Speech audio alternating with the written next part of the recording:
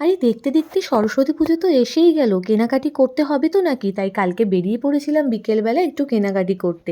আর এই বছর সরস্বতী পুজোটা আমার কাছে খুবই স্পেশাল, কেন কি আমার মেয়ের হাতে খড়ি দেবো এই বছর। ওকে সুন্দর করে ছোট্ট সরস্বতী সাজিয়ে এবার হাতে খড়ি দেওয়াবো, তাই জন্যই বেরিয়ে পড়েছিলাম। আর এই দেখো রাস্তার ধার ধরে কি সুন্দর সরস্বতী প্রতিমা বিক্রি হচ্ছিল।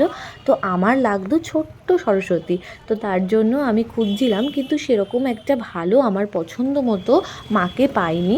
তো আমি আজকে আবার যাব, তো কালকের ভিডিওটাই তোমাদের সাথে শেয়ার করছি।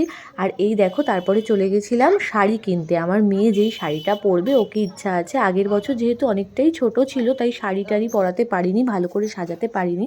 এই বছর ইচ্ছা আছে ও যেহেতু হাতে খড়ি দেবে সুন্দর করে সাজিয়ে ওর হাতে খড়ি দেওয়ানো। আর এই দোকানটায় কি সুন্দর মেশিনে সব শাড়িগুলো রেডি করা হচ্ছিল, আর ভ্যারাইটিস শাড়ি ছিল বাচ্চাদের সুন্দর সুন্দর, দেখো। আর এই যে শাড়িটা দেখছো, শাড়িটা কেমন হয়েছে জানিও। এটা আমি আমার মেয়ের জন্য নিলাম, ওকে সরস্বতী পুজোয় পরাবো, সুন্দর করে সাজিয়ে তোমাদের সাথে ফটো শেয়ার করব। তোমাদের কি সরস্বতী পুজোর কেনাকাটি কমপ্লিট? আমার তো এই হলো কমপ্লিট।